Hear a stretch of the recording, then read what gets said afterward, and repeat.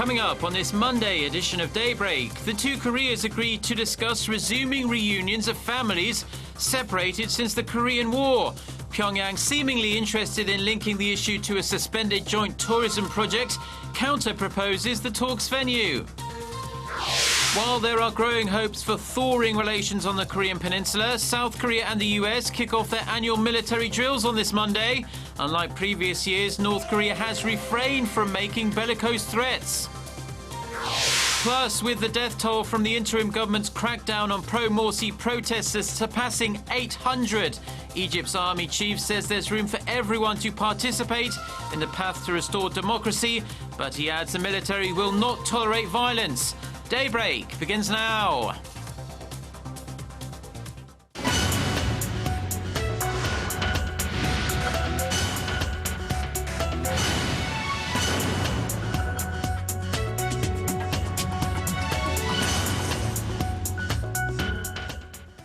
You're watching Daybreak on Monday, August 19th, and I'm Choi Yu-sun here in Seoul.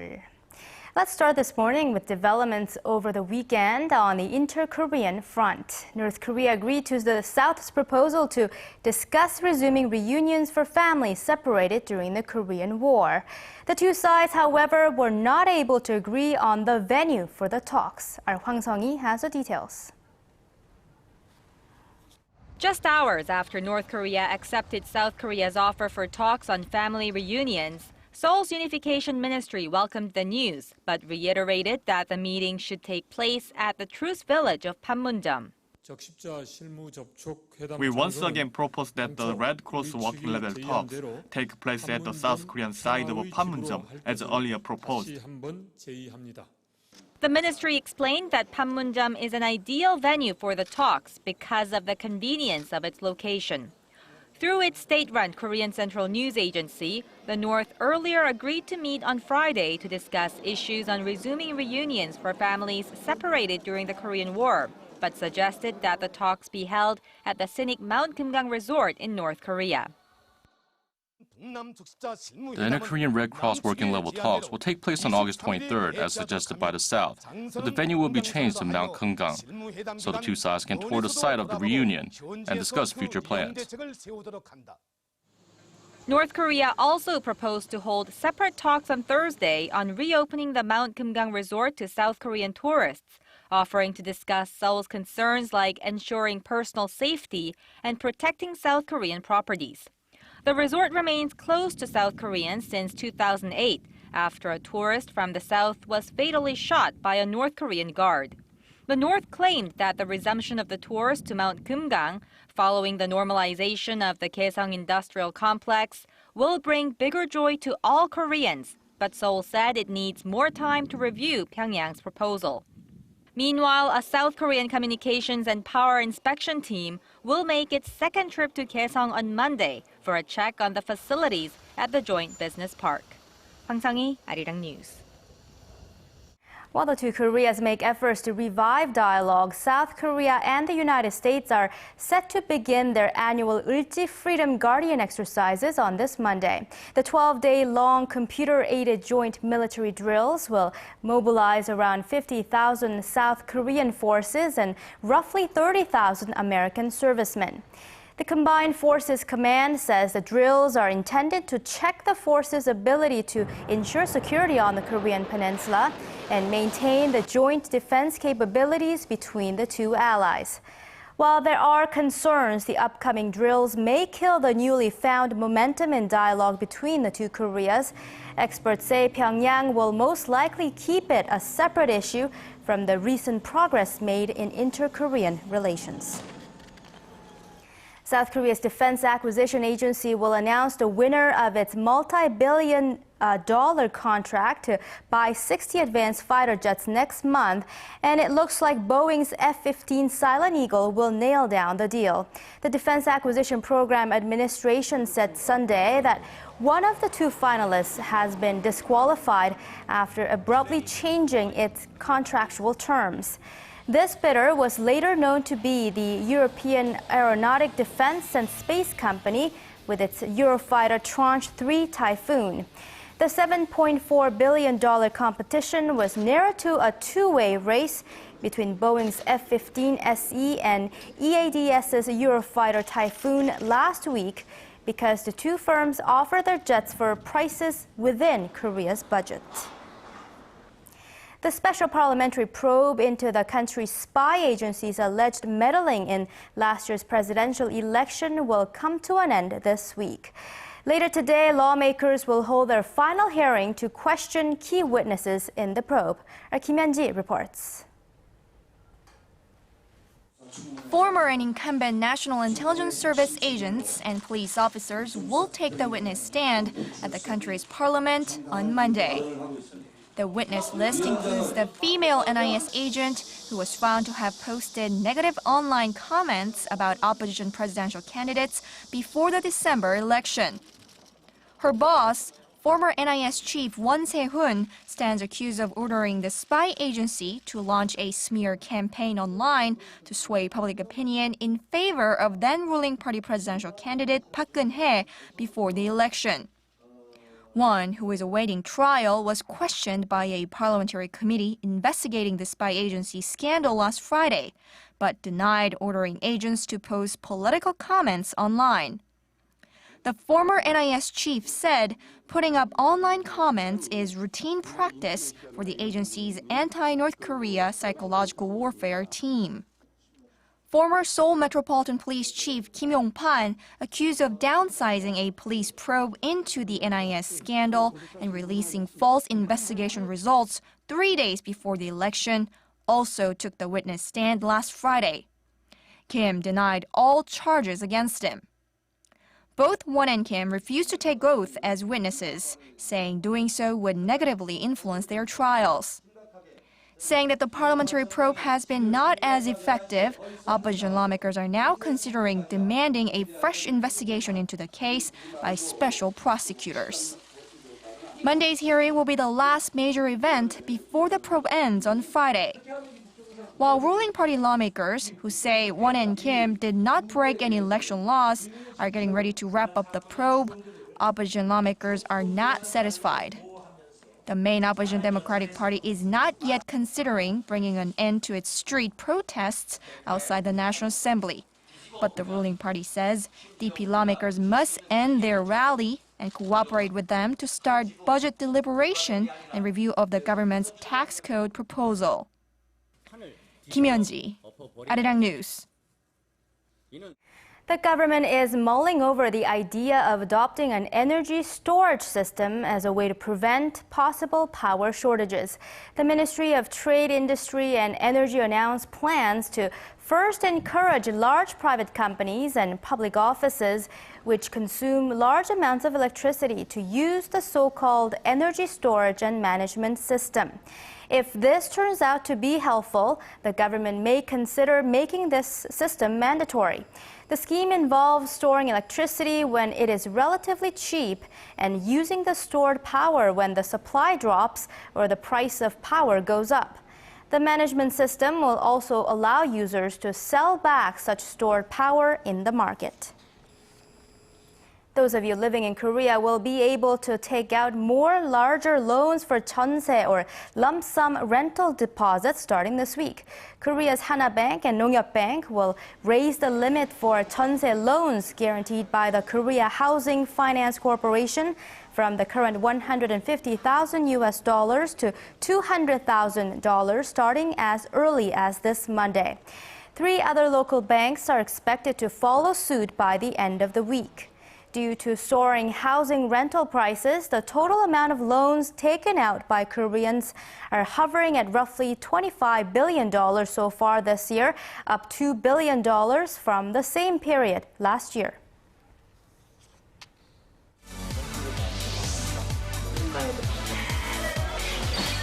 If you want the latest news from Korea and around the world. Return to the negotiations. President Park Geun-hye plans, given the current circumstances. On your way to work or at home. Defense Ministry. The legislature will convene a...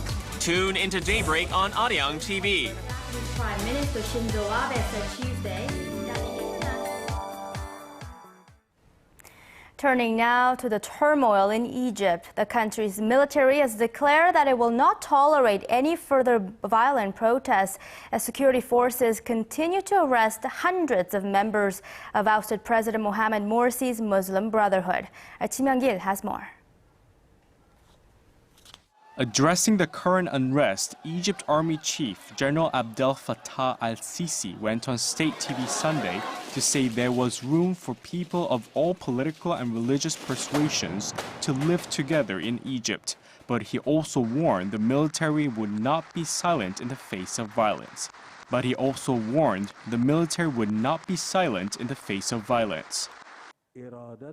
The will of the Egyptian people is free and they can choose whoever they want to rule them. The army and the police right now are the guardians of the will of the people. Some welcomed the statement, saying violence should not be tolerated within the country. To be honest, what he is saying is correct. We reject violence whether it's on one side or the other. Egyptians are the ones dying and further bloodshed should be forbidden. Supporters of deposed President Morsi and those protesting the military coup are faced with growing uncertainty as more leaders of Morsi's Muslim Brotherhood are arrested by the day. The U.S. still hasn't decided whether to cut off aid to Egypt, and questions remain about which side Washington should take amid the unrest. The military unseated Morsi on July 3rd after millions of Egyptians took to the streets to demand that he step down as he failed to show commitment to democracy. More than 830 people have been killed in Egypt since security forces forcibly broke up two pro-Morsy protest camps in Cairo last Wednesday. Kim Young-gil, Arirang News. Iran reportedly has 18,000 uranium enrichment centrifuges, and the country is currently running 10,000 of them. This is according to the country's state news agency, which quoted the outgoing head of the Atomic Energy Organization of Iran. The U.S. and its Western allies are pressing Iran to curb its uranium enrichment program, suspecting they are aimed at developing nuclear weapons. But Iran maintains its nuclear activity is purely for peaceful purposes. Iranian President Hassan Rouhani, a former nuclear negotiator who oversaw a previous deal to suspend Iran's uranium enrichment, has welcomed new talks with world powers over the program, but has insisted on Iran's right to enrich uranium. Former Japanese Prime Minister Tomiichi Murayama has warned Prime Minister Shinzo Abe that any attempt to revise the country's pacifist constitution could lead to war.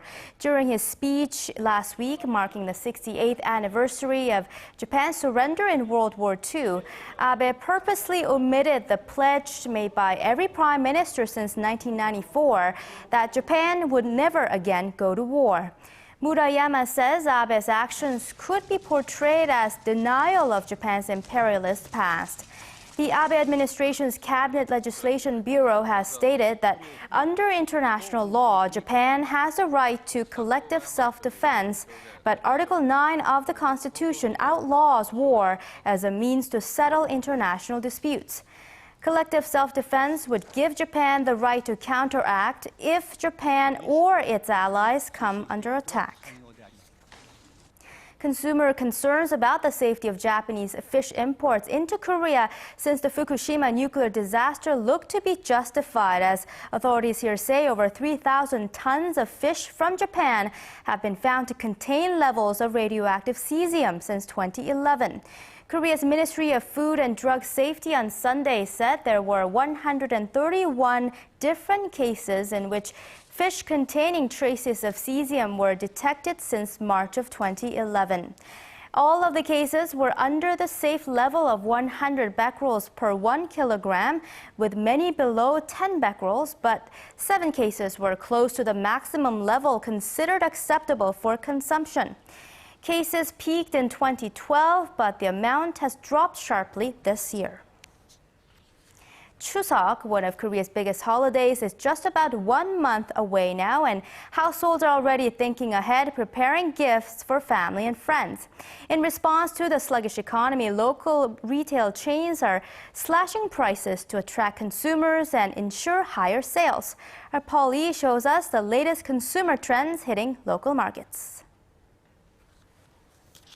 Operations here at a gift set packaging plant in Incheon are in full swing, with employees gearing up for one of the busiest retail seasons ahead of the Chuseok holiday. The factory plant has been running non-stop since last month, as more than half of Korea's annually produced cooking oil is expected to be sold through holiday gift sets this year. Major retail chains are already showcasing this year's line of Korean Thanksgiving gifts on store shelves. However, due to tough economic times, consumer tastes have shifted toward more frugal and practical gift ideas. Since the cost of goods has gone up, I'm thinking of getting medium to low-priced household items. Things like toothpaste or cooling oil are what I have in mind right now. Higher food prices and fierce competition resulted in lower-than-expected sales numbers last year among retailers. It's prompted many local companies to shift their pricing strategy in order to hit the $20 to $30 sweet spot on the majority of their gift sets. In particular, gift sets with apples and pears will see a price drop of up to 20% compared to last year. Popular products such as Hanu or Korean beef will also benefit from a price cut of up to 10%. The price of other traditional gifts such as dried yellow corvina and anchovies will remain unchanged on year, as an outbreak of red tide has devastated local fish stocks. Meanwhile, products with mushrooms and mixed nuts will see a sharp price hike. The Korean market size for Chuseok gift sets is expected to be worth nearly $448 million, with an optimistic growth forecast this year as retailers adjust their product offerings to reflect the prolonged economic slowdown. Paul Yi, Arirang News.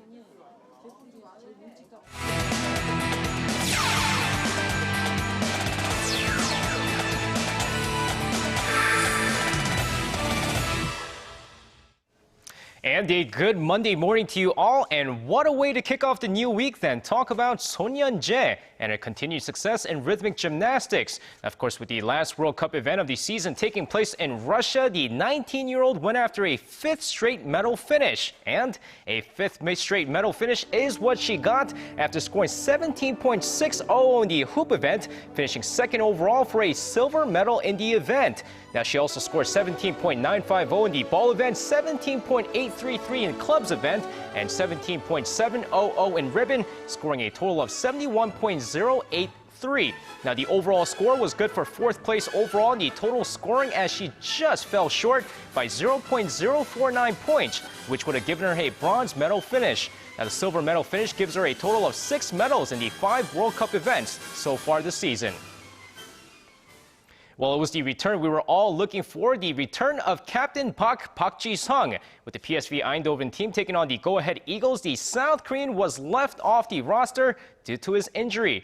Now, many speculated that the 32-year-old would make his debut coming off the bench, but he was eventually left off the roster because of his injury. Now, despite Park Ji-sung being left off the game, PSV cruised past the go-ahead Eagles thanks to the young talents on the team as they took this match 3-0. The experts believe that Park Ji-sung's debut will come during the Champions League playoff when PSV is set to face off against AC Milan.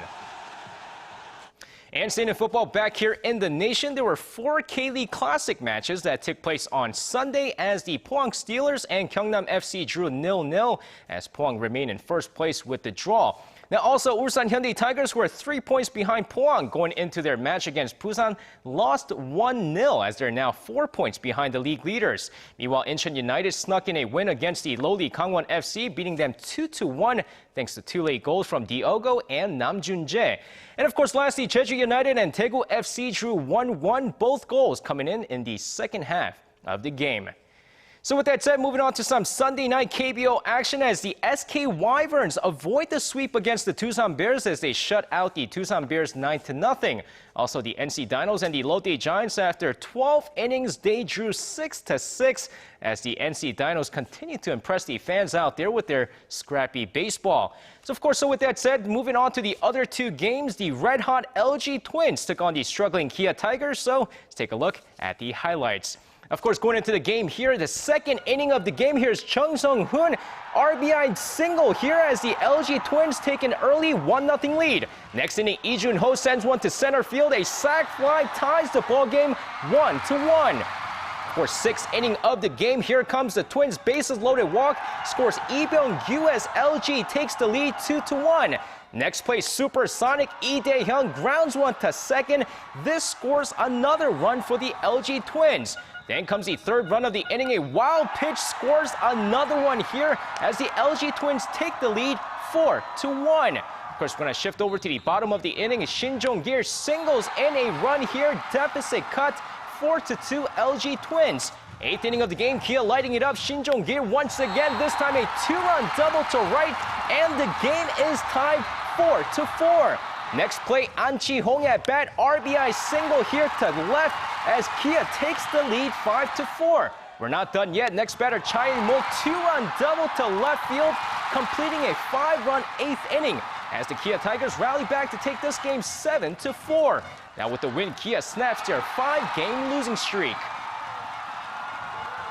And now next up, the Samsung Lions taking on the Nexon Heroes. Second inning, Kim Tae-wan sac fly to center scores the first run of the game as Samsung takes the lead 1-0. Next inning, Nexus Munuram RBI single to left field, and the game is tied 1-1. We're not done yet. Lee Tae-gun this time two-run double to deep left field as Nexon takes the lead 3-1. Before this next play here, last year's MVP Big Bang Park Byung-ho makes it 4-1 with an RBI single. Fourth inning of the game, next is Yoo Han-jun deep to left field. It is out of here. 5-1 Nexon Heroes. Now we shift over to the bottom of the inning. This time, Park Sung-min deep to left field as well. Two-run shot, gone. 5-3 Nexon. Ninth inning, Samsung threatening with Bae Young-sub's RBI single here cuts the deficit to 5-4 Nexon. But next batter here, Chung Hyung-sik trying to be the hero, grounds one to 4-6. 3 in-time double play, ball game over. Nexon holds on to take this game 5-4 as Nexon avoids the 2-game sweep. All right, staying in baseball, but over in the major leagues, LA Dodgers, after spending hundreds and hundreds of millions of dollars this past offseason, didn't start off too well. In fact, manager Don Mattingly even rumored to be fired soon as well. But after all that, the Dodgers came alive as they won 42 games in the last 50 games as of Saturday. Now it's the best run a team has gone in the majors since the 1942 St. Louis Cardinals went 41-7. And with that said, finishing things off in the IAAF World Championships in athletics, of course, a lot of attention on the Jamaican sprint team as they won the 4x100 meter relay race, winning yet another gold medal. No surprise there, right? Well, now for Usain Bolt, who also won the gold medal at the 100 meter men's individual and the 200 meter event, he ties a record for the most gold medals in the event with 8 so far in his career, a record which is also held by American legend Carl Lewis. All right, so with that said, that's going to wrap it up for me. This has been SJ. Have a great rest of the day and see you guys again for your sports needs.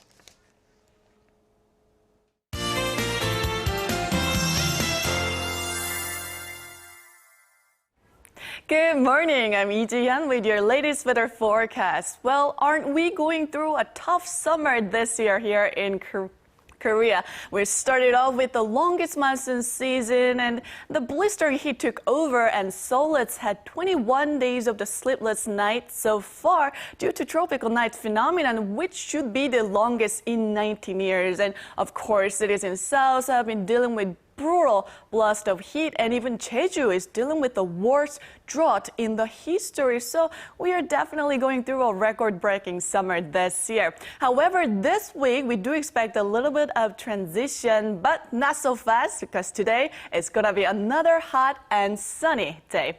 Now tomorrow, outbreaks of rain will be seen in the southern and eastern parts of the nation throughout the day. And this week, morning lows will go down a couple of degrees in the central region, so it should be a bit more comfortable to fall asleep at night, while down south we'll notice a change in daytime highs, cooler. Also, welcome rain is on tap for southern provinces later in the week.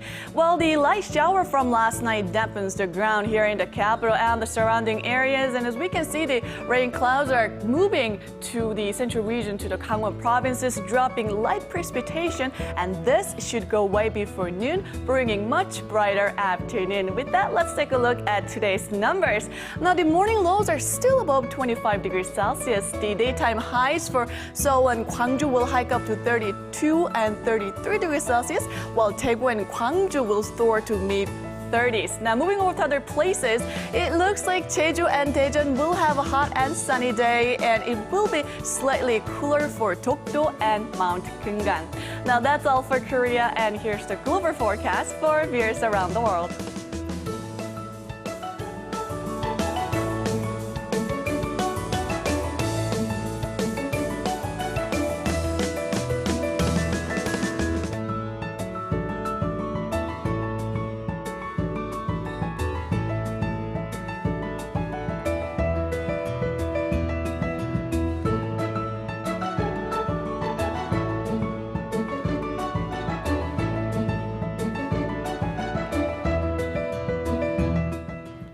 That's all for me at this hour. Have a great Monday, and back to you, Yusan, in the studio.